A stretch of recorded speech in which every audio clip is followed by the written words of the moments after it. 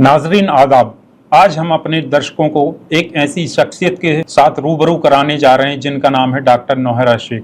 हालांकि नौहरा शेख किसी तारुफ की मोहताज नहीं है। हम उनसे बातचीत का यह सिलसिला शुरू करें, इसके पहले हम चंद बातें उनके बारे में अपने दर्शकों को बताना चाहते हैं। Doctor Nowhera Shaikh Heera group of companies की MD एवं CEO हैं। नौहरा शेख एक बिजनेस एंटरप्रेन्योर हैं जिनका कारोबार भारत के अलावा कई देशों में संचालित है। वह एक सोशल एक्टिविस्ट भी हैं। डॉक्टर शेख एक एजुकेशनिस्ट भी हैं जो कई तालीमी इदारों को संचालित कर रही हैं। इनके द्वारा संचालित स्कूल कॉलेजों में कई बच्चों को डॉक्टर, इंजीनियर एवं सिविल सर्विसेज की तैयारी के लिए स्कॉलरशिप भी प्रदान की जाती है। वह मजलूम एवं बेसहारा महिलाओं के उत्थान के लिए पिछले 2 दशकों से कार्य करती आ रही हैं। आइए हम आपसे मुलाकात कराते हैं डॉक्टर शेख की। गुड इवनिंग मैम, आप कैसी हैं? जी ठीक हूँ मैम, हाल ही में आपका एक वीडियो सोशल मीडिया पर बहुत तेजी से वायरल हो रहा है जिसमें आप कुछ पुलिस ऑफिसर्स व कुछ बिल्डर्स के साथ वाद विवाद करती हुई नजर आ रही हैं। आप हमारे दर्शकों को बताइए क्या मामला है। जी, ये मामला जो है अपने ही केस को लेकर था और खासकर से जो हीरा ग्रुप के केसेस हुए, जो भी केसेस थे वो इलीगल FIR करके यहाँ पर हाईकोर्ट ने आर्डर दिया और हाईकोर्ट के आर्डर के बाद हमने जो है सुप्रीम कोर्ट में भी जो है उसको फाइट किया और फाइट करने के बाद सुप्रीम कोर्ट में कुछ लोगों ने जो है कुछ मुद्दा उठाए कि जो भी कंपनी के इन्वेस्टर हैं, देन लेन रहेगा तो वो किस तरह से आप जो है उनको दिया करेंगे। तो उस वक्त में जो है हमने सुप्रीम कोर्ट में हमारी जो एक प्राइम लैंड जो हीरा ग्रुप ऑफ कंपनीज की लैंड थी और वो लैंड जो टोली चौकी 7 टोम रोड के ऊपर रहती है, इस लैंड को हम 15 और 16 में रजिस्ट्रेशन करवाया और करीब 200 से ज्यादा करोड़ जो है बैंक से पेमेंट करके जो है ऐसे बिल्डर सैयद अख्तर साहब से जो है वो प्रॉपर्टी को परचेज किया और परचेज करके वो प्रॉपर्टी हमने ये किया। तो उसके बाद मैंने सुप्रीम कोर्ट में कहा कि कुछ लोग कहते हैं कि इतने देना है, कुछ लोग कहते हैं कि 100 करोड़ देना है, कुछ लोग कहते हैं 1 करोड़ देना है, कुछ लोग कहते हैं कि 5000 करोड़ देना है, कुछ लोग कहते हैं कि 50,000 करोड़ देना है, कि जबकि कंपनी के पास किसी के पास भी ऐसा कोई एविडेंस, कोई प्रूफ नहीं था। तो ये 29 जो भी लोग FIR करे थे उनको भी उतना पेमेंट कंपनी ने देना नहीं था। तो मैंने सुप्रीम कोर्ट को ये कहा है कि अगर देना लेने का मामला भी है तो हम जो है हमारे पास एक प्राइम लैंड है कंपनी की और उस लैंड को जो है मैं सेल करूंगी और सेल करके मैं डिपॉजिट कर दूंगी किसके पास? सुप्रीम कोर्ट के पास। और मैं उसके बाद जो है कि लैंड के जो भी पेमेंट आएंगे तो मैं जिसको भी लेना देना है, मेरा मेंबर मेरे फैमिली है, जितना भी हीरा ग्रुप है आज भी मैं उनको मेरी फैमिली मानती हूँ, पहले भी मानती थी, आज भी मानती हूँ। तो मैंने कहा कि अगर उनको देना है तो मैं तो किसी बैंक को कर्जा नहीं हूँ, किसी आम इंसान को कर्जा नहीं हूँ, तो ये सेल करके जो है देंगे। तो उसके बाद जो है वहां पर कुछ लोगों ने, एक 10 नवाबों ने जो है आकर कहा कि ये लैंड जो है ये डिग्री मिली हुई है और ये डिग्री के ऊपर है ये लैंड वगैरह वगैरह। तो सुप्रीम कोर्ट में 6 महीनों तक उस लैंड के ऊपर डिस्कशन रहा और वकीलां खड़े रहे और आर्ग्यूमेंट चलता रहा और आर्ग्यूमेंट चलता जैसे रहा तो सुप्रीम कोर्ट ने जो है आर्डर दिया, आखिर में डिमार्केशन करने का आर्डर दिया। उस पर डिमार्केशन किया तो डिमार्केशन में डिक्लेयर किया गया कि लैंड डिग्री वालों की कितनी है, किसकी कितनी है, कुछ भी हो, हीरा ग्रुप जो लैंड है वो 33,000 स्क्वायर यार्ड लैंड जो है हीरा ग्रुप की है। उसके बाद जज साहब ने जो है उसको सेल कर लेने का हमें परमिशन दे दिए। लैंड हमारे पोजीशन में थी, सब कुछ भी था। उसके बाद यहाँ पर जो है कुछ लोग उसके पीछे जो हड़पना चाहते थे, पहले से हीरा ग्रुप के ऊपर जो केसेस कराए उनका मतलब ये नहीं था कि लोगों को इंसाफ दिला दे, लोगों को पेमेंट दिला दे, लोगों को ये कर दे। उनका मकसद ये था कि हीरा ग्रुप के इतने सौओं के हजारों करोड़ के प्रॉपर्टियों को हड़प लें और किसी ना किसी तरह से हड़प लें। अब देखिए कंप्लेंटर जाके कंप्लेंट लिखता है कि मुझे जो है मैंने हीरा ग्रुप में ये पैसे इन्वेस्ट किया है और हीरा ग्रुप ऑफ कंपनीज ने मुझे 2 लाख रुपए देना है, 2,50,000 रुपए देना है वगैरह, मगर वहां पर पुलिस एक्ट लगा देती है, जो एक्ट दुनिया में किसी पर लगाना नहीं चाहिए वो भी लगा देती है, मतलब उसका कुछ मतलब नहीं है कंप्लेंट का वगैरह। तो ये तो मैं नहीं कहती हूँ, ये हाई कोर्ट ऑफ तेलंगाना ने डिक्लेयर करके ये सारे FIR इलीगल है करके बोल के डिक्लेयर किया। हाई कोर्ट का आर्डर हुआ तो वो आर्डर को लेकर जो है हमने सुप्रीम कोर्ट को गए, सुप्रीम कोर्ट ने आज वो आर्डर दे दिया। देने के बाद में जब मैं हमारी लैंड के ऊपर वहां पर मैं जाती हूँ तो वो लैंड के ऊपर जो है वहां पर मैं कॉल करती हूँ, 100 को पुलिस को कॉल करती हूँ कि यहाँ पर जो है मेरी लैंड के ऊपर ईडी के अटैचमेंट में है लैंड, इन्फोर्समेंट ऑफ डायरेक्टरेट नहीं है, 34,000 स्क्वायर यार्ड को भी अटैचमेंट किया है, 2019 में अटैच किया है। और अटैचमेंट जब किया था तो जो है कि कोई वहां पर बिल्डिंग नहीं थी, कुछ भी नहीं था, कुछ नहीं था। उसके बाद अटैचमेंट में होने के बाद भी वहां पर कई बिल्डिंग्स जो है बना दिए गए इलीगल, ना के परमिशन है, ना कोई अग्रीमेंट है, ना कोई सेल अग्रीमेंट है, ना कोई बनाने का अग्रीमेंट है, वहां पर बना दिए गए। और ईडी को भी हमने कई बार इसका कंप्लेंट किया है कि आपके अटैचमेंट में जो है इतनी प्रॉपर्टी पर इंक्रोचमेंट हुआ है, आप इसके ऊपर ध्यान दें करें। तो उसके बाद फिर हम जाते हैं, इस तरह से आने के बाद भी वहां पर जो है जुल्म करते हैं, पुलिस आती है, हटा देती है, अपने सिक्योरिटीज को हटा देती है वहां से।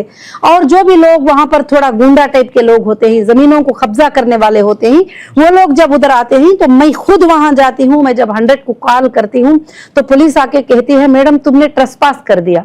मैं बोली लैंड मेरी है, डॉक्यूमेंट्स मेरे पास है, आपको चाहिए तो वीडियो भी बता सकती हूँ कि डॉक्यूमेंट्स मेरे पास ही, लैंड मेरी है, मैं कैसे ट्रेसपासर होती हूँ। वहां एक चाय बेचने वाला बंदा आकर मेरे सामने खड़ता है तो कहता है कि ये मेरी लैंड है, मैं यहाँ पर हूँ। तो मैं बोलती हूँ उसके पास क्या डॉक्यूमेंट्स है, आप पूछिए, थोड़ा चेक करिए। तो कहते हैं कि नहीं उसके पास कोई डॉक्यूमेंट्स नहीं, मगर उन्हें खड़ा है ना वहां पर, यानी जो भी जैसा भी खड़ा रहेगा तो वो उसकी तरह की है।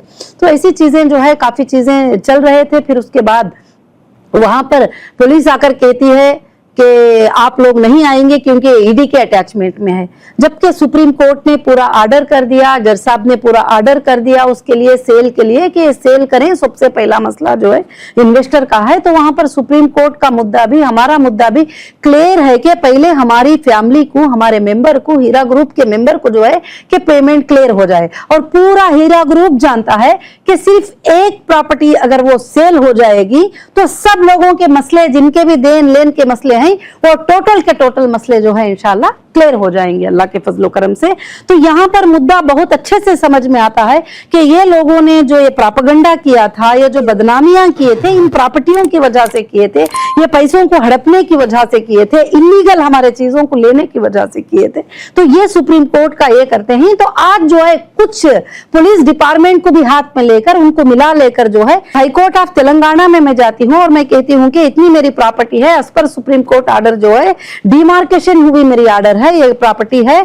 तो हाईकोर्ट जब ऑर्डर देती है इसके अंदर, तो हाईकोर्ट में सब रिस्पोंडेंट होते ही हाईकोर्ट जो है कि यहाँ पर क्लियरली मेंशन करके कहती है कि 33,000 स्क्वायर यार्ड जो लैंड है, ये पीसफुल पोजीशन में जब है, इनके लोग जिसके अंदर हैं, तो इसमें कोई भी जो है इन्वॉल्व नहीं हो सकते, पुलिस तो सिविल मैटर में इन्वॉल्व नहीं हो सकती। ये ऑर्डर देने के बाद भी, ये ऑर्डर का कंटेम्प्ट करते हुए पुलिस वहां पर आके कहती है कि तुम नहीं बैठ सकते, यहाँ पर तुम नहीं रह सकते। मैं कहती हूँ कि सर आप क्यों आए हैं यहाँ पर? तो कहते हैं कि ईडी के सर ने हमें फोन किया। तो जब मैंने वहां पर फोन करके सर को बात किया कि जो ईडी का अटैचमेंट है, मगर पोजीशन तो हमारे पोजीशन में है और सेल करने के लिए, बायर को बताने के लिए कुछ भी नहीं है, तो नहीं, बोलते हैं मैडम आप वहां से चले जाओ। तो इस पर अब जरूर से जरूर बात होगी। और ये जो कंटेम्प्ट कर रहे हैं हाईकोर्ट के ऑर्डर्स का, सुप्रीम कोर्ट के ऑर्डर्स का, ये कोर्ट्स देख रहे हैं। अगर सुप्रीम कोर्ट के ऑर्डर को, हाईकोर्ट के ऑर्डर को अगर कोई हिंदुस्तान में मानता नहीं है, इंडिया में मानता नहीं है, तो फिर किसी की भी बस की बात नहीं चलेगी। और आज हम कोर्ट के ऊपर भरोसा करके, इंडियन कॉन्स्टिट्यूशन पे भरोसा करके मैं लीगल के लिए फाइट करती आ रही हूँ और अभी भी करती रहूंगी इंशाल्लाह। मैम, जो ये जमीन है 33,000 स्क्वायर यार्ड, जो लगभग 6.8 एकड़ के आसपास होती है, कि ईडी का अटैचमेंट होते हुए पुलिस एवं ईडी के संरक्षण में है, फिर भी लोग अवैध तरीके से इस पर ट्रेस पास कर रहे हैं, तो इसमें किसकी रिस्पॉन्सिबिलिटी बनती है कि अपनी आपकी इस जमीन को संरक्षण दे? जी देखो, रिस्पॉन्सिबिलिटी तो जो गुंडागिरी के लोग होते हैं उन पर रिस्पॉन्सिबिलिटी की बात नहीं है। यहाँ पर जब मेन ओनर्स जाते हैं तो उनको हटाने में एजेंसीज आ जाते हैं, जो मेन ओनर लीगल पेपर लेकर वहां पर पहुंचते हैं और सुप्रीम कोर्ट का ऑर्डर हाथ में लेकर पहुंचते हैं, हाई कोर्ट का ऑर्डर हाथ में लेकर पहुंचते हैं, तो वो लोग हमें हटा देते हैं और बोलते हैं कि नहीं तुम यहाँ नहीं आ सकते, क्योंकि कमिटेड है सब लोग, मिले जुले हैं सब लोग अंदर बैठकर मिल बांट कर खाने वाले लोग हैं। क्यों करके बोले तो जब वहां पर सुप्रीम कोर्ट के ऑर्डर्स का, हाई कोर्ट के ऑर्डर्स को माना नहीं जाता है तो फिर कोई मतलब ही नहीं रहता है। खासकर से मैम, जैसा सुनने में आया है कि ईडी ने कहा कि सुप्रीम कोर्ट के ऑर्डर को नहीं मानते, तो ऐसा क्या हकीकत है ये बात? उन्होंने कुछ नोटिसें दिए हैं और वो नोटिसों में लिखा है कि जो है हम जो हाईकोर्ट ऑफ तेलंगाना के ऑर्डर जो है हमारे लिए हम मानेंगे नहीं उसके लिए। और मैं कहती हूँ कि सुप्रीम कोर्ट के आर्डर्स हैं सर हमारे पास। सुप्रीम कोर्ट ने क्लियरली कह दिया है कि अब हीरा ग्रुप का कोई भी केस होगा तो वो सिर्फ SFI वो एक एजेंसी देखेगी, क्योंकि हमारा रिट पिटिशन सुप्रीम कोर्ट में ये था कि जब एक कंपनी को इस तरह से अलग अलग तरीके से सताया जाए तो क्या कर सकते हैं, एक कंपनी को अलग अलग तरीके से बुलाया जाए तो क्या कर सकते हैं। कोई भी एक एजेंसी हो वो एक एजेंसी देखेगी तो ठीक रहेगी। सुप्रीम कोर्ट ने भी कह दिया कि अभी इंडिया में, पूरे इंडिया में डिफरेंट केसेस रहो, डिफरेंट चीजें रहे तो सिर्फ SFI वो देखेगी। और ये बात सुप्रीम कोर्ट ने क्लियरली मेंशन करके कह दिया गया। तो फिर भी कहते हैं कि हमको सुप्रीम कोर्ट का आर्डर ये नहीं है और हाई कोर्ट का आर्डर भी जो है हम नहीं मानते। तो अब ये बात आगे चलकर हम कोर्ट में फाइट करेंगे इसको। आजकल आपकी कंपनी हीरा ग्रुप के लिए सोशल मीडिया पर बहुत सारे यूट्यूबर्स भी कंपनी के अगेंस्ट प्रोपोगेंडा चला रहे हैं, जिसमें कुछ इन्वेस्टर्स को साथ में लेके कंपनी के अगेंस्ट बहुत सारी मिसकंसेप्शन फैला रहे हैं। तो इसके पीछे क्या वजह है और कौन लोग हैं? यहाँ की सुनने में आया है कि यहाँ के मेंबर ऑफ पार्लियामेंट व KCR गवर्नमेंट के कुछ लोग भी इसमें इन्वॉल्व हैं। क्या ये बात सच है? जी, ये बात सच है और ये पूरे दुनिया को पता है कि जब मुझे 2018 में अरेस्ट किया गया तो सारे जितने भी FIR थे वो FIR MIM के जो नेता असदुद्दीन ओवैसी साहब है उनके ऊपर, जब मैंने 2012 में, जब मैं पॉलिटिशियन भी नहीं थी, ना मुझे पॉलिटिकल मालूम था, ना पॉलिटिक्स में जाना चाहती थी, 2012 में जो FIR किए उसमें क्लियर सीट मिलने के बाद 100 करोड़ का मैंने मानहानि केस लगाया और हमारा पिटीशन अलाउ हुआ। और पिटीशन अलाउ होता है 2018 7वां महीने में। वहां से ये 10-15 यूट्यूबर को बुलाकर एक प्लान कर लेते हैं और प्लान कर लेके बार बार कंपनी के बारे में नेगेटिव बातें बोलना, यहाँ तक कि पर्सनल लाइफ के बारे में गलत सलत बोलना, बिजनेस के बारे में गलत सलत बोलना, जो 10-15 यूट्यूबर्स को जो है बिठा के रखे हैं कि वो जब भी वक्तन बवक्तन जो है इस तरह की चीजें करते रहते हैं। और खासकर से, और आपने जो है सच्ची बात कहा कि लोगों से पैसे भी कलेक्ट करते हैं कि हम तुमको पैसे दिला देंगे। मैं उन सारे मेरे हीरा ग्रुप के फैमिली से ये गुजारिश करना चाहती हूँ कि हाँ, तुम्हें कोई भी पैसे नहीं दिला सकते जब तक कि हीरा ग्रुप ऑफ कंपनीज आपको पैसे नहीं देना चाहती। और जब तक कि कंपनी नहीं देगी हम तुमको पैसे दिला देंगे, हमारे पास आ जाओ, 1000 रुपए पे कर दो, हमारा ये एसोसिएशन है, हमारा वो एसोसिएशन है, वो एसोसिएशन है। तो ये सारे लोग जो है पैसे कमाने का हीरा ग्रुप को एक जरिया बना लिए। अब अल्लाह की भी एक आजमाइश थी कि जब मैं तकलीफ में थी तो इस वक्त इनको जो है बहुत ज्यादा मौका मिल गया। तो इसलिए मैं मेरे पूरे मेंबर्स को बताना चाहती हूं कि जब तुम्हारी कंपनी के पास सोर्सेस हैं, जब तुम्हारी कंपनी देना चाहती है, पहले दिन से वही पुकार रही है। आज सबको नजर आ रहा है कि कौन ये पैसे पे होने नहीं दे रहे हैं। सुप्रीम कोर्ट में जो पैसे क्लियर होना है ये कौन होने नहीं दे रही। जब बायर बैंक को ले जाकर वहां पर खड़ा करके मैं ये पेमेंट देने के लिए रेडी हूं, सब कुछ करने के बावजूद भी जो प्रॉपर्टी इन्वेस्टर के लिए फाइनल हो गई उस प्रॉपर्टी के पास जाके हंगामे करना, वहां पर जो सिक्योरिटी खड़ी थी उसके ऊपर हंगामे करना, सुप्रीम कोर्ट के आर्डर्स का परवाह नहीं करना, ये सब कुछ जो कर रहे हैं ये वही लोग कर रहे हैं जो पहले से हीरा ग्रुप को और हीरा ग्रुप के प्रॉपर्टियों को हड़पने का प्लान बना के रख लिए थे कि किस पॉलिटिशियन को कितनी प्रॉपर्टी है, किस MLA को कितनी प्रॉपर्टी है, किस MP को कितने पैसे हैं। हीरा ग्रुप की CEO एक औरत है, उसको अंदर तो डाल दिए। तो यहां तक कि ED के अटैचमेंट में रहने के बावजूद मेरे प्रॉपर्टीज दूसरों के नाम से रजिस्टर हो चुके हैं, टोटली रजिस्टर हो चुके हैं। फेक डॉक्यूमेंट्स बना के, गलत डॉक्यूमेंट्स बना के कब्जे कर लिए, रजिस्टर कर लिए। यहाँ तक कि जितने भी किए हैं तो यही वही एरिया के लोग किए हैं, कहीं और नहीं, बाकी जगह पर कहीं पर भी ऐसा नहीं हुआ। मैम, आपको सुप्रीम कोर्ट से ऑर्डर मिला है कि आप अपने अकाउंट उन्होंने डिफ्रीज कर दिए हैं और आपकी जो भी प्रॉपर्टीज हैं डिटैच कर दी हैं। यहाँ तक कि आपको ये भी बोला गया कि आप अपने प्रॉपर्टीज के लिए बायर ढूंढें और उसको सेल करें। फिर आपको क्या दिक्कत आ रही है कि आप अपने इन्वेस्टर्स को पैसे देने में क्या प्रॉब्लम का सामना करना पड़ रहा है? देने के मामले में तो मैं ये कहूंगी कि जब सुप्रीम कोर्ट का ऑर्डर हुआ 240 अकाउंट जो हीरा ग्रुप के हैं इनको डिफ्रीज करो, तो उसमें से जो अकाउंट को पॉसिबल हो सका डिफ्रीज किया एजेंसियों ने। कुछ एजेंसियों ने लेटर दिया और कुछ एजेंसियां जो महाराष्ट्र और आंध्र प्रदेश के जो भी एजेंसीज हैं वो एजेंसीज ने लेटर नहीं दिए। तो कुछ अकाउंट जो है अभी तक उसके डिफ्रीज नहीं हुए। जिस अकाउंटों में डिफ्रीज हुए हैं कि डिफ्रीज होने के बाद में जो है हमने इन्वेस्टर को टोटल पेमेंट क्लियर करके सुप्रीम कोर्ट में उसका स्टेटमेंट सबमिट कर दिया है। मैम, जैसा कि आपने अपने वीडियो में बोला कि हाई कोर्ट के मामले का उल्लंघन हुआ है, तो क्या मामला है? जो हिंदुस्तान की सबसे बड़ी कोर्ट सुप्रीम कोर्ट के आर्डर से डीमार्केशन होती है, पुलिस प्रोटेक्शन में होती है, एजेंसियों के इसमें होती है, एजेंसियों के देखरेख में होती है, एजेंसीज के पूरे आईओस वहां अटेंड करते हैं और उनके अंदर वो उसका नाप सब होता है, डीमार्केशन होता है और उसके बाद हैंड ओवर करती है सुप्रीम कोर्ट और उसके बाद बायर को बेचने के लिए करती है। बायर खुद इम्प्लीमेंट होते हैं और उसमें खरीदने के लिए जाके बात करते हैं, तो उस चीज के ऊपर कब्जे जमाते हैं। तो जब मैं जाती हूँ पुलिस के पास कंप्लेंट लेकर, तो कभी मेरा कंप्लेंट होता नहीं है, ना कोई एक्शन होता है और वो उठा के पीछे डाल देते हैं। जैसे आपने सवाल किया कि जैसे एमआईएम का हाथ था, कि जाहिर से बात है कि केसीआर साहब के सपोर्ट के बगैर तो एमआईएम इतना बड़ा काम तो नहीं कर सकती थी। ईडी ने खुद तो इन्वॉल्व नहीं हुआ, सीसीएस ने 170 एफआईआर में उनको रिक्वेस्ट किया कि हमको समझ में नहीं आ रहे हैं ये ट्रांजैक्शन, आप चेक करो इसके बारे में, उसके बाद वो एंट्री हुए। मैम, इस वीडियो में आपने बोला कि यह प्रॉपर्टी मैंने अपने इन्वेस्टर्स के लिए रखी है, इसका क्या मतलब है? उनके पैसे कब तक लौटा पाएंगे? आपको मैं ये बात सच बताऊं, मेरे इन्वेस्टर के लिए प्रॉपर्टी नहीं, मेरा जान भी देने के लिए तैयार, मैं हमेशा के लिए तैयार हूं। प्रॉपर्टी मेरे लिए बहुत ही छोटी चीज है और प्रॉपर्टियां पूरे भी मेरे लिए बहुत छोटी चीज है। अब यहाँ पर कहां पर है, कहां पर इन्वेस्टर फंसे हुए हैं, कहां पर कंपनी को नुकसान हो रहा है, कहां पर कि एजेंसी ने प्रॉपर्टीज को अटैच करके रख लिया है।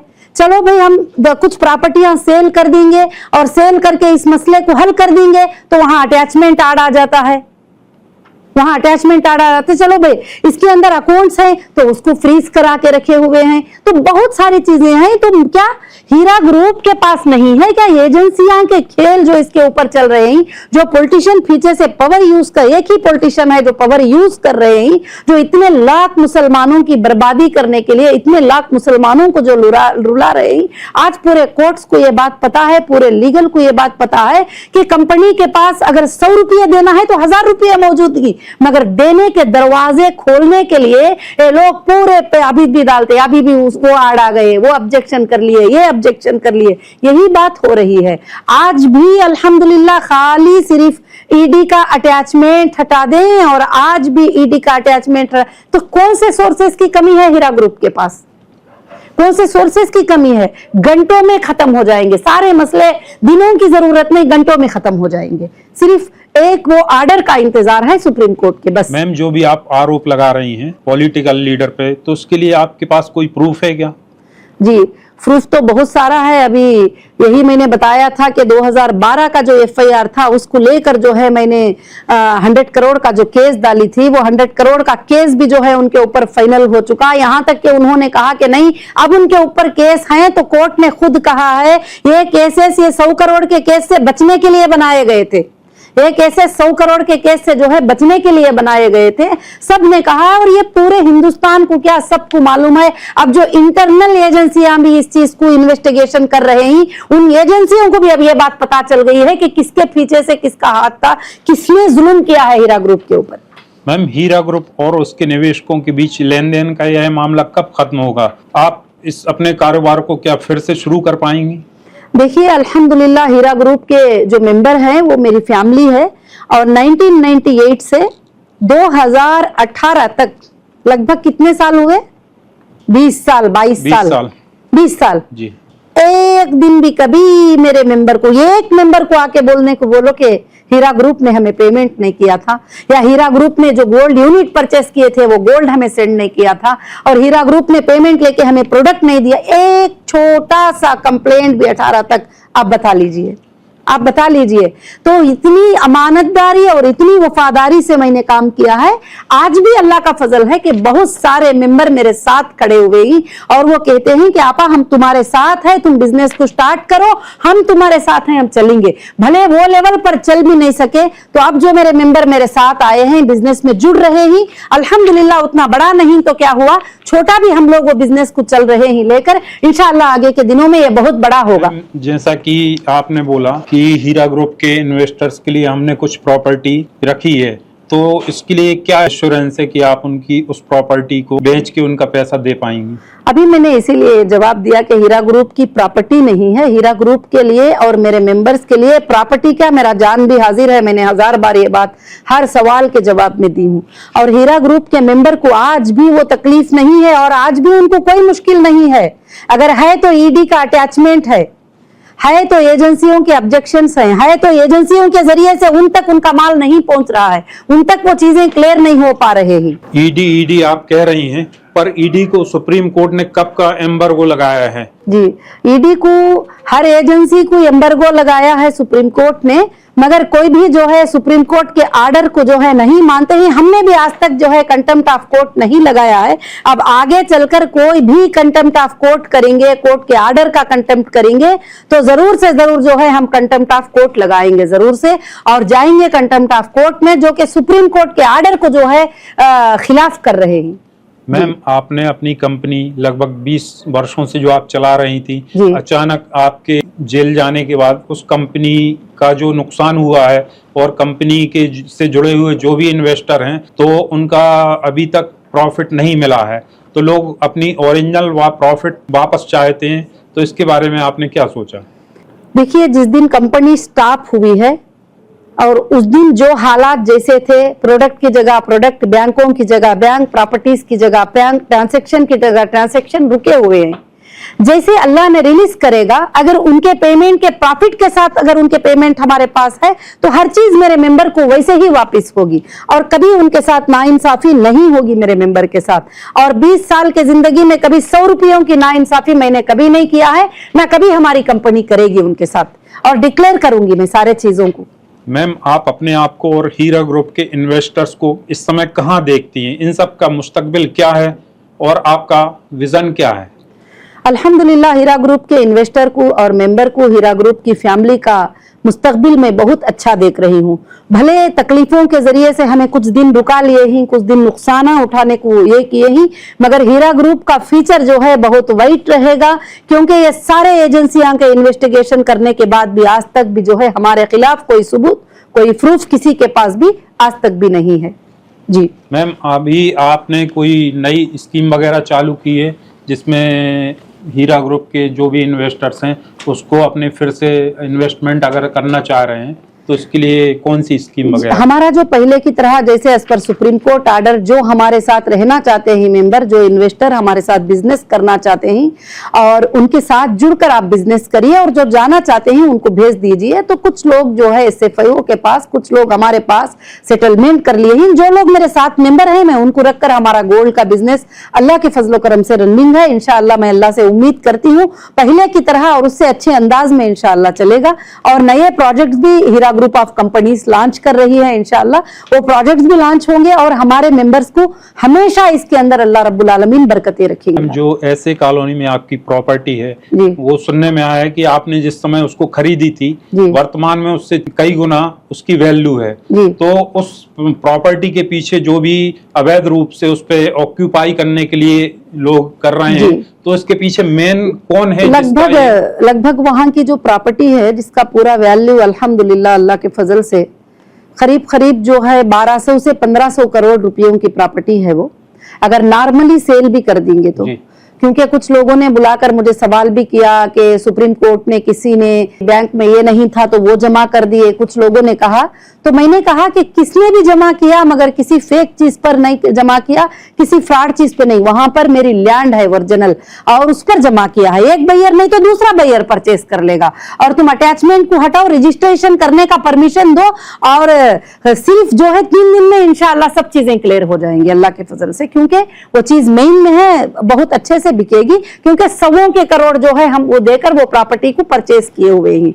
और उसमें जो है टाइटल डीड्स, सुप्रीम कोर्ट ने देखा है कि हमारे cell title deeds, total ISIS और ये सब जो है हमारे नाम से है। टोटल ईसी, टाइटल डीड्स और tax receipt, GHMC receipt total के टोटल हमारे नाम से है। अब जाकर हम पूछते हैं कि वहां जो इलीगल कंस्ट्रक्शन हुआ है वो किसके नाम पर हुआ, किस बुनियाद के ऊपर हुआ, तो बोलते हैं पता नहीं है। तो अब हम इंशाअल्लाह पूरे एजेंसी है उसको जो है हम इसकी खबर भी भेजे हैं और इंशाल्लाह हम अप्रोच हो जाएंगे हर जगह भी और सबको जवाब देना पड़ेगा इस चीज का। एक वीडियो में आया है कि कोई बाहर की टीम आई थी जिससे आप मशवरा कर रही हैं, तो कौन टीम थी जिसके साथ आप डिस्कशन कर रहे हैं? अभी जो है अल्लाह के फजलो करम से जो है हमने सेंट्रल में भी जो है काफी एजेंसीज को दिया है और मैं चाहती हूँ कि जो कॉन्स्पिरेंसी हुई थी, ये स्कैम नहीं हुआ, स्कैम करके इल्जाम लगाया गया, जबकि चलती हुई कंपनी, रनिंग शॉपिंग मॉल, और जिस दिन मुझे अरेस्ट किए गए थे उस दिन आप देखेंगे तो ऑनलाइन के ऊपर मेरे 2600 बिल हुए थे।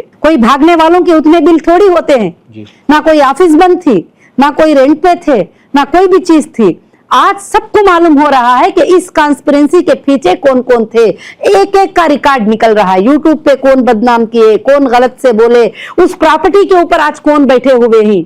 आप सबको मालूम है कि अफिया प्लाजा हमारा पहला शोरूम था, उस पर जो है फौरन MIM के जो दोनों भाइयों का बड़ा बैनर लग जाता है और कब्जा हो जाता है और वहां हमारे स्टाफ को जाने नहीं देते ही। आज वो खाली पड़ा हुआ है, वैसे ही बंद पड़ा हुआ है। और इसी तरह से जो है हर चीज जो उसके चेकअप करने के बाद जो है हर चीज भी जो है बिल्कुल से बिल्कुल पूरा बाहर निकल रहा है। कौन किसके पीछे थे, FIR कराने वालों के पीछे कौन थे, FIR कराने के लिए कौन बहकाया था, और FIR में मैटर क्या लिखे थे और पुलिस ने एक्ट कौन सा लगाया, और सिविल एक्ट में अरेस्ट करके 800 किलोमीटर, 1200 किलोमीटर, 1500 किलोमीटर क्यों लेकर गए थे कस्टडियो में। जब कंपनी एक थी, CEO एक थी, सारा एक था, तो इतने बार हरास करके इतने दिन इसको डिले करने की क्या जरूरत थी, क्योंकि इलेक्शन करीब आ रहा था, उसके लिए जो है ये सब काम हुए हैं, वो सारे लोगों को पता है ये बात। डॉक्टर शेख, इसके पहले आपके जो कुछ रेंटेड प्रॉपर्टी थी उसमें भी सुनने में आया है कोई बंगला गणेश हैं, उन्होंने आपकी प्रॉपर्टी पर कब्जा कर लिया है, तो क्या हकीकत क्या है इस मामले में? हकीकत यह है कि कब्जा नहीं किया है, मैं तो कब्जा नहीं कहूंगी, कि उसको हमने एक एग्रीमेंट दिया था 21 में रेंट के ऊपर, और रेंट के ऊपर जब हमारी जो है 5 लाख रुपीस की बात हुई थी पर मंथ रेंट के लिए, बंगला है वो बहुत बड़ा बंगला है, 4 फ्लोर का है, पर फ्लोर में से का 4 फ्लोर का है, तो उन्होंने 2 फ्लोर बस है मुझे करके बोल के रेंट को लिए थे। तो उसके बाद वो रेंट को देने के बाद में उन्होंने जो है नहीं मैं ये फ्लोर का नहीं दूंगा, वो फ्लोर का नहीं दूंगा करके काफी चीजें ये करके, खाली करने में टाइम है करके, रेंट को मैं हूं उसके अंदर, मुझे खाली करने में अभी टाइम लगेगा करके, क्योंकि बड़े रेंट की प्रॉपर्टी है, छोटे रेंट में रहने के लिए जो है पूरा वो कोशिश कर रहा है, और उसके लिए हम भी कोर्ट में गए, कोर्ट में हमें जरूर इंसाफ मिलेगी। तो अभी वही लोग उस प्रॉपर्टी पे ऑक्यूपाई हैं या उन्होंने खाली कर दिया? नहीं, अभी भी वही लोग हैं और कोर्ट में बात चल रही है और कोर्ट बहुत जल्द फैसला लेगी, इविक्शन ऑर्डर देगी कोर्ट इंशाल्लाह। मैम, अपने दर्शकों को क्या मैसेज देना चाहती हैं कि वो कब तक अपनी जो भी इन्वेस्टमेंट है वापस पाने की उम्मीद रखें? सबसे पहली बात है कि जितने भी लोग इन्वेस्टर थे, कई लोगों को कंपनी गोल्ड के रूप में, पेमेंट के रूप में सेटल करी है, आज तक भी सेटल करती आ रही है जितने पॉसिबल हो। अब जिन लोगों ने कंप्लेंट के तौर पर SFIO के पास गए हैं, अब जो लोग जो है ये नहीं है, तो ये जैसे हमारे मामलात हो जाएंगे इंशाल्लाह उनका भी सबका भी क्लियर हो जाएगा।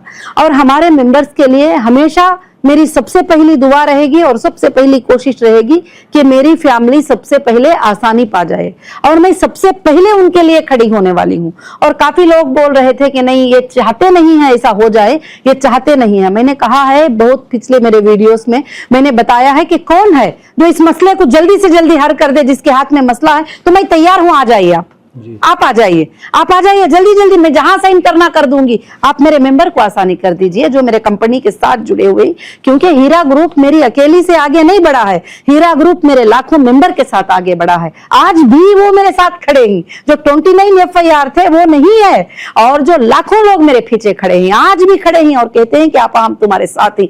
आज भी बिजनेस में मेरे साथ हैं वो लोग, आज भी कहते हैं कि हम बिजनेस में तुम्हारे साथ हैं इंशाल्लाह। तो मैं वो तमाम मेंबर्स को लेकर एक बार और भी बड़ी ऊंचाइयों के ऊपर इंशाल्लाह हीरा ग्रुप जाएगा। भले एक तकलीफ तो आती है, जैसे बहुत सारे लोगों ने कहा कि अभी हालात में ये हालित हो गया, आपने बिजनेस स्टार्ट कर दिया, ऐसे कैसे होगा। तो मैं उन सबको यही बात बताई कि देखिए एक बस का एक्सीडेंट होता है तो हम ट्रैवल करे बगैर नहीं रुकते, एक फ्लाइट का एक्सीडेंट होता है तो दूसरे फ्लाइट में बैठे बगैर नहीं। तो जहां पर हमारा एक पेमेंट में रुकाव है, जहां हमारे एक प्रोडक्ट का रुकाव है, जो जिन्होंने भी पहले इन्वेस्ट किया था या तो प्रॉपर्टी पे या तो गोल्ड पे जो भी है वो पेमेंट्स है, है। अब उनको जब देने का भी वक्त आएगा तो कोर्ट का जैसा डिसीजन होगा इंशाल्लाह उनका सब कुछ रिलीज हो जाएगा। ऐसा करके हमारी इतनी बड़ी कंपनी जो है, जो हमारे पुराने मेंबर हैं उनको साथ लेकर ये कंपनी इंशाल्लाह बिजनेस करेगी और आगे बढ़ेगी अच्छे तरीके से। अल्लाह की जात से मैं उम्मीद करती हूँ कि इंशाल्लाह ये बहुत ज्यादा ऊंचाई के ऊपर जाएगी। ऐसे कॉलोनी के अलावा और भी कोई अन्य प्रॉपर्टी है जिस पर लोग अपनी नजर रखे हुए हैं या उस पर कब्जा करने की कोशिश कर रहे हैं? और जो है एक जुबली हिल में हमारा घर था जो ईडी के अटैचमेंट में था, और ईडी के अटैचमेंट में जुबली हिल में हमारा घर था। और घर था तो नॉर्मली घर में हमारे फैमिली मेंबर ही रहते थे और कोई दूसरे रेंट पे भी नहीं रहते थे। मेरे अरेस्ट के बाद जो है वॉचमैन को मारा गया और घर के लोगों को बाहर निकाला गया। और उसके बाद जो है मैं रिलीज होने के 3 दिन के बाद उस घर के ऊपर मैं विजिट करती हूँ तो एक डीजीपी ख्वाजा मुहिद्दीन करके उसके अंदर बैठे हुए हैं और 4-5 लोग बैठे हुए हैं। डोर नहीं ओपन कर रहे थे। मैंने 100 को कॉल किया उस वक्त में, मुझे नहीं पता था कि अंदर कौन है, तो 100 को कॉल किया। तो जाने के बाद में बोले हाथ पैर पकड़ के, मैडम अब हमारी इज्जत मत निकालो, आप मीडिया के सामने मत जाओ, मैडम हम कुछ नहीं, हम चले जाएंगे, हम ऐसे ही बैठे थे, हम ऐसे ही रुके थे, हमको फलाने ऑफिसर साहब ने कहा है थोड़े दिन रुकने के लिए, फलाने ऑफिसर। मैंने कहा कि वैसे ही है। तो फिर कुछ दिनों के बाद देखती हूँ कि ईडी के अटैचमेंट में होने के बाद वो प्रॉपर्टी रजिस्टर हो जाती है, उनके नाम से रजिस्टर हो जाती है, वो प्रॉपर्टी रजिस्टर हो जाती है, करंट की बिल चेंज हो जाती है, सब कुछ हो जाती है।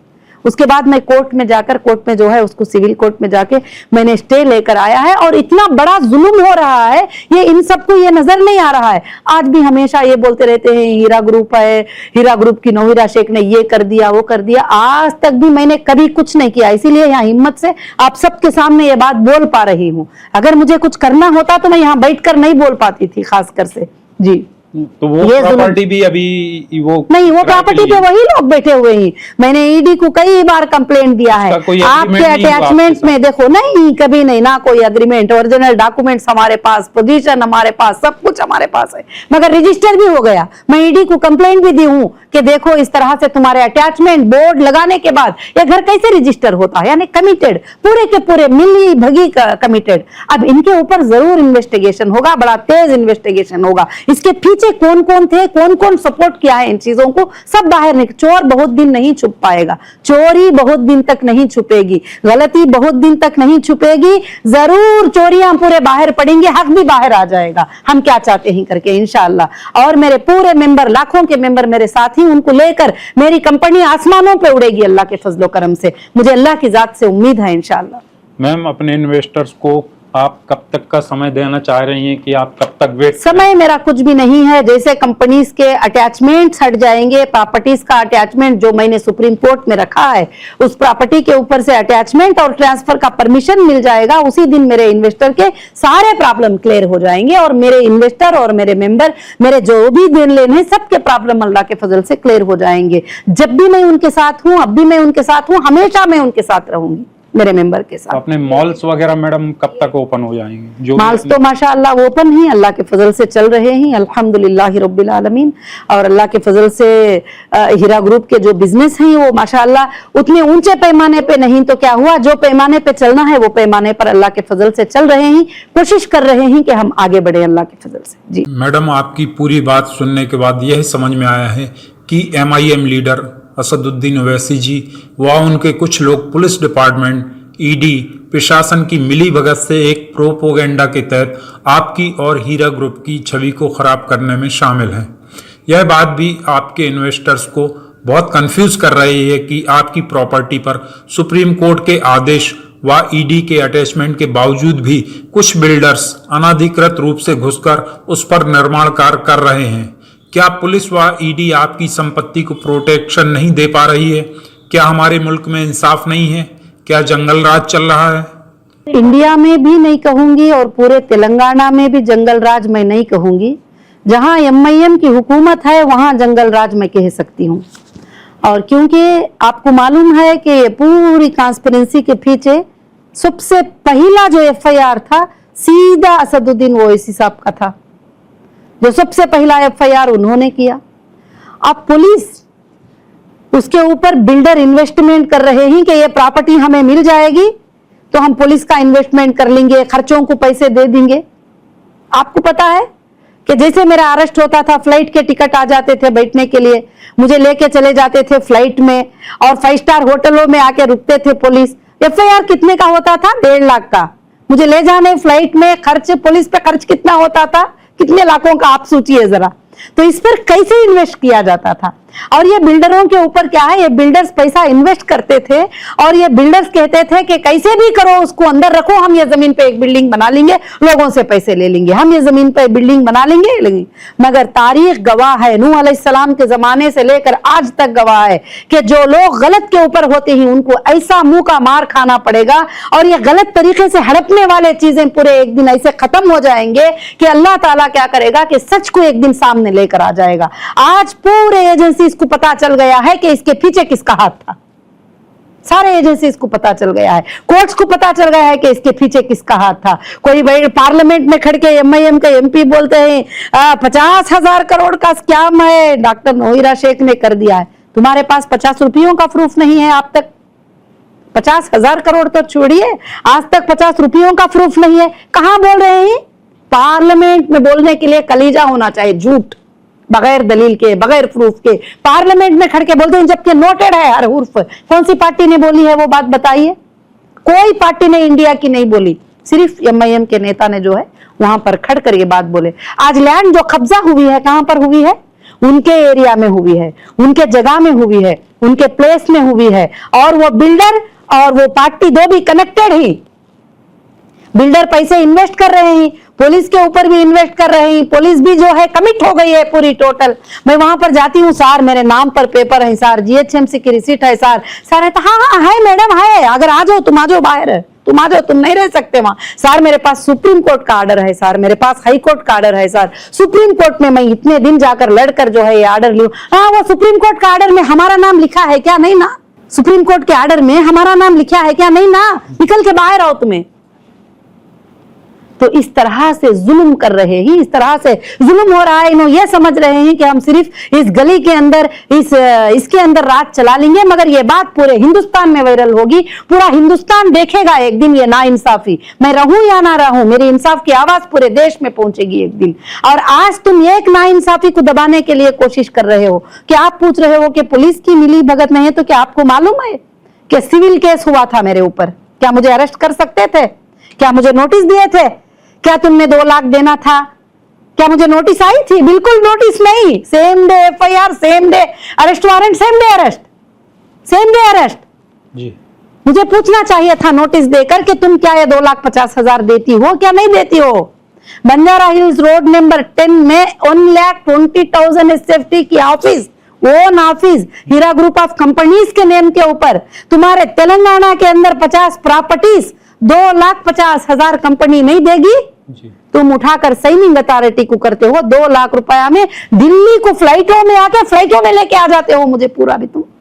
तो पुलिस के इन्वॉल्वमेंट के बगैर एक सब होता है? पुलिस क्या, कमिश्नर, बड़े बड़े ऊपर पॉलिटिशियन पूरे कमिट होके ये काम किए, क्योंकि मामला छोटा नहीं था ना। इतना पूरा हड़प लेना, डिपॉजिटर एक्ट लगा दिए, वो एक्ट लगा दिए तो तेलंगाना बेच सकती है, ये बेच सकती है। अल्लाह का फजल है, मेरा हिंदुस्तान, मेरे इंडियन कॉन्स्टिट्यूशन पे भरोसा है मुझे कि उसने मुझे इंसाफ दिया। मैं अंदर भी कहती थी लोगों को कि मुझे भरोसा है मेरे हिंदुस्तान के लॉ के ऊपर, बगैर एविडेंस के कोई भी जीत नहीं सकता, भले वो कितना बड़ा नेता क्यों ना हो। आज वही हुआ है। क्या इस कॉन्स्पिरेंसी के पीछे 1 या 2 नाम हैं?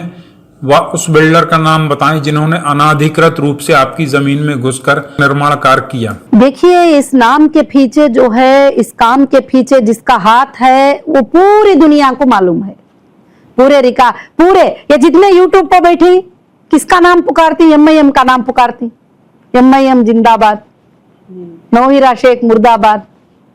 और दूसरी बात जो है, जितने भी है वो तुम्हें मालूम है। अब बिल्डर का तो आपको पता है कि जिसने सेल किया, जिस बंदे ने, सैयद अख्तर साहब ने मुझे जो प्रॉपर्टी सेल करे और सेल करके 200 करोड़ रुपए चेक्स के साथ लिए, चेक्स का है प्रूफ वहां पर DD के साथ, बैंक में जो है प्रूफ के साथ लिए, और भी कुछ रजिस्ट्रेशन बैलेंस थे, और भी 85 करोड़ उन्होंने देना बैलेंस था। और ये सब कुछ रहते हुए फिर भी ये जो प्रॉपर्टी सेल हुई उसके ऊपर कब्जा भी वही करवाते हैं वहां पर, कोई दूसरे नहीं है, क्योंकि सारी दुनिया को मालूम है ये बात। कोई दूसरे कब्जा नहीं करवाते ही।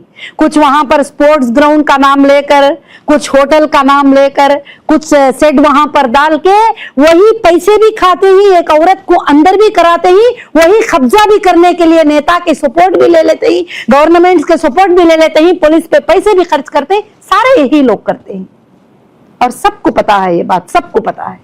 और 10 नवाब भी आके खड़ जाते हैं एक अनकंटेस्टेड डिग्री लेकर, जबकि उसमें ना मुझे नोटिस है। सब बोलते हैं कि एक अनकंटेस्टेड डिग्री है और ये डिग्री में जो है उनका नाम है। डिग्री में क्या है? 17 एकड़ 30 गुंटास है, बाकी की 18 एकड़ हमारी है ना। 8 एकड़ जो है वो हमारी है, उसको सुप्रीम कोर्ट ने डिक्लेयर कर दिया। सुप्रीम कोर्ट डिक्लेयर करने के बाद भी उस बात को भी नहीं मानते हैं। और कौन होते हैं बताओ? ऐसे बिल्डर से जो आपने प्रॉपर्टी खरीदी जी, थी। टोटल प्रॉपर्टी पे हमारा अग्रीमेंट हुआ था और जो प्रॉपर्टी मेरी काफी बाकी थी रजिस्ट्रेशन होना, वो पैसे भी उनके पास बैंक में वैसे ही बैलेंस थे और उसी तरह से जो है बाकी की प्रॉपर्टीज जो है वो हमको रजिस्टर करके दिए थे और काफी प्रॉपर्टीज जो है हमको रजिस्टर होना बैलेंस था, मगर जो रजिस्टर हो गई वो भी कब्जा करने की पूरी कोशिश कर रही। उन्होंने कोई लोन भी लिया था आपसे, हीरा ग्रुप से? लोन नहीं लिया था, प्रॉपर्टी देने के लिए और डेवलपमेंट के लिए जो पेमेंट लिया था वो पेमेंट हमको रिटर्न करना है, वो अभी बाकी है। जी, वो मैंने ईडी को भी लेटर में दिया है। 85 CR जो है हमारा बैलेंस है पैसा करके। तो अभी जो ऐसे कॉलोनी की जो प्रॉपर्टी है पूरी अभी ईडी के अटैचमेंट में और आपके पोजीशन में है क्या? हमारे पोजीशन में है, पूरी प्रॉपर्टी हमारे पोजीशन में है। जब हम वहां जाते हैं तो वहां पुलिस आ जाती है। मैं बोलती हूँ कि क्यों आए? तो बोलते 100 ने कॉल किया।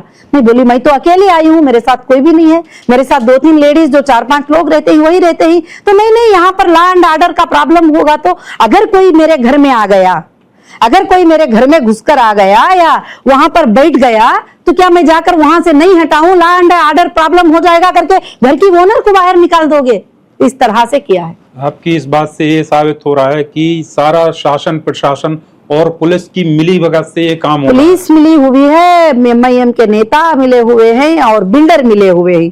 पैसा इन्वेस्टमेंट करने के लिए बिल्डर हैं और वो करने के लिए, और यहाँ तक कि मेरे अरेस्ट के पीछे भी उनका ही हाथ है सब कुछ भी, क्योंकि मुझे नहीं मालूम था ना उतना सब कुछ। नॉर्मली बिजनेस कर लेती थी, मुझे कुछ ज्यादा नहीं मालूम थे ये बातें, ऐसा होगा, लीगल ये प्रॉब्लम होगा, अरेस्ट कर लेंगे, और मैं कभी सोच भी नहीं सकती थी ना। इतने चीजों को हड़पने के लिए उन्होंने जो है ये सब कुछ प्लान कर दिया। और मेरी फैमिली को भी, किसी को भी लीगल उतना नॉलेज नहीं था, बहुत सीधे सादी जिंदगी गुजारने वाले लोग थे। तो उन्होंने इतना सब कुछ करने वाला, मगर अल्लाह बहुत बड़ा है, अल्लाह की मदद से मैं जो है कामयाब हुई हूँ। सुनने में आया है कि ऐसे कॉलोनी विवाद में जब आप गई थी तो आपके साथ कुछ महिला मेंबर्स भी थी, पुलिस ने उनके साथ भी बदसलूकी करके उन्हें भी वहां से निकाल दिया।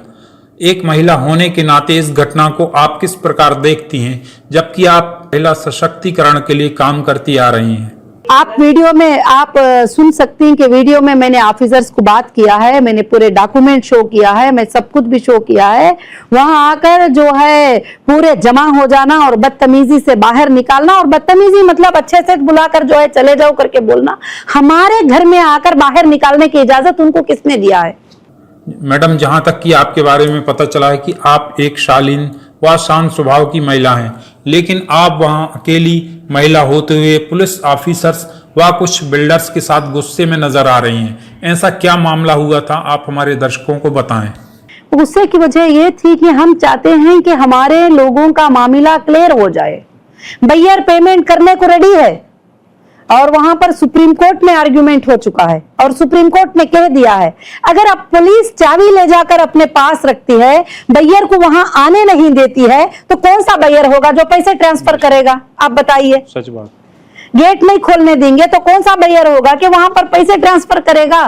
कौन सा होगा? अरे बैयर भी नहीं तो बैंक पैसे दे देगी, कौन देगी? जबकि वहां तुम एंट्री करने नहीं दे रहे हो, ये पूरा खेल खिला रहे ही, क्योंकि वो पेमेंट जैसे क्रेडिट हो जाएगा मसले सब खत्म हो जाएंगे ना, कि लोग चाहते नहीं है कि मेरे लोग आसान हो जाए। 2018 के बाद ऐसे कॉलोनी में जो भी आपकी प्रॉपर्टी उसको छोड़कर सबसे ज्यादा कंस्ट्रक्शन हुए हैं जी, मतलब वही एरिया खाली है जो आपके पोजीशन में है, अदरवाइज सबसे ज्यादा बिल्डिंग अपार्टमेंट बन गए। मेरे आने के बाद में कई इलीगल बिल्डिंग मेरी लैंड पे बना दिए। जो खाली लैंड थी उसको मैंने प्रोटेक्ट किया, बाद में डिमार्केशन करवाया, बाद में मैंने सुप्रीम कोर्ट में उसको सबमिट करवाया। इंशाअल्लाह एक बिलिस्ट लैंड भी ली जाएगी। आपको पता है ना, नयोडा में 2 बहुत बड़े बिल्डिंग बनाए गए थे इलीगल, टूट गए ना 2 सेकंड में। 2 सेकंड में टूट गए। तो ये कोई बड़ी बात नहीं है, सब टूटेंगे, सब चीजें टूटेंगे इंशाल्लाह। मेरा गुस्सा होने का मतलब ही यही था कि यहाँ पर जुल्म हो रहा है, अन्याय हो रहा है, सुप्रीम कोर्ट हाई कोर्ट के आर्डर का उल्लंघन हो रहा है। यहाँ पर मुझे जो है ऑफिसर बोलती हैं कि नहीं ये आर्डर में हमारा नाम कहाँ है, बताओ। आप अपने इन्वेस्टर से क्या सपोर्ट चाहती हैं? बस मैं मेरे इन्वेस्टर मेंबर हीरा ग्रुप के जितने भी ट्रेडर्स हैं, मैं उन सब से यही सपोर्ट चाहूंगी कि वो अल्लाह से दुआ करें और ऐसे जालिमों के जुल्म से हमारी कंपनी को अल्लाह ताला बचाए और ऐसे जालिमों के जुल्म से बचाए रखे और हमारी कंपनी के जो मुश्किलें हैं अल्लाह ताला जल्द से जल्द हल कर दे। और ये तुम अच्छे से समझ जाओ कि इसके पीछे कौन है, बस इतनी ही मेरी गुजारिश है। मेरा कभी इरादा नहीं था कि ना तुम्हें नुकसान पहुंचाने का, ना पहुंचाने के लिए। आज भी रात और दिन मेरी दुआ है कि आपके घरों में बेहिसाब बरकतें आ जाए, बेहिसाब बरकतें आ जाए और मेरा काम हल हो जाए और मिनटों में मैं आपके घरों तक आपकी बरकतों को पहुंचा दूं। यही मेरी दुआ है बस अल्लाह से, और आप सब भी वो दुआ करें और मेरे साथ रहें बस इंशाअल्लाह। आप एक महिला हैं और अपने ही मुस्लिम भाई बहनों की वजह से आप तकलीफ में आ गई। आपके जो मेंबर्स कोर्ट में केस किए हैं जिनकी वजह से आपको आपकी कंपनी को नुकसान उठाना पड़ा, अपने कोर्ट में इस एफआईआर के माध्यम से कितना पैसा जमा किया, वह कितने लोगों को कोर्ट के माध्यम से अब तक पेमेंट हुआ? सुनने में आया कि एसएफआईओ की चार्जशीट में किसी व्यक्ति को कुछ करोड़ रुपए दिए जा रहे हैं जबकि वह कंपनी का मेंबर भी नहीं है। इस तरह की बहुत सारी बातें उस चार्जशीट में हैं।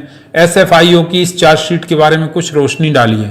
नहीं, अभी तक एसएफआईओ के तरफ से किसी को भी जो है पेमेंट नहीं गया है और अभी तक सुप्रीम कोर्ट के आर्डर का वेट कर रहे हैं।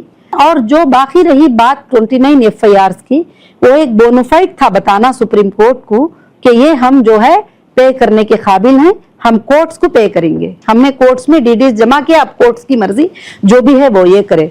मगर जिन्होंने भी एफआईआर किया अपने कॉन्ट्रैक्ट को ब्रीच करते हुए किया, अपने कॉन्ट्रैक्ट को तोड़ते हुए किया, जबकि उन्होंने साइन किया है कि नफा और नुकसान में हम हिस्सेदार हैं।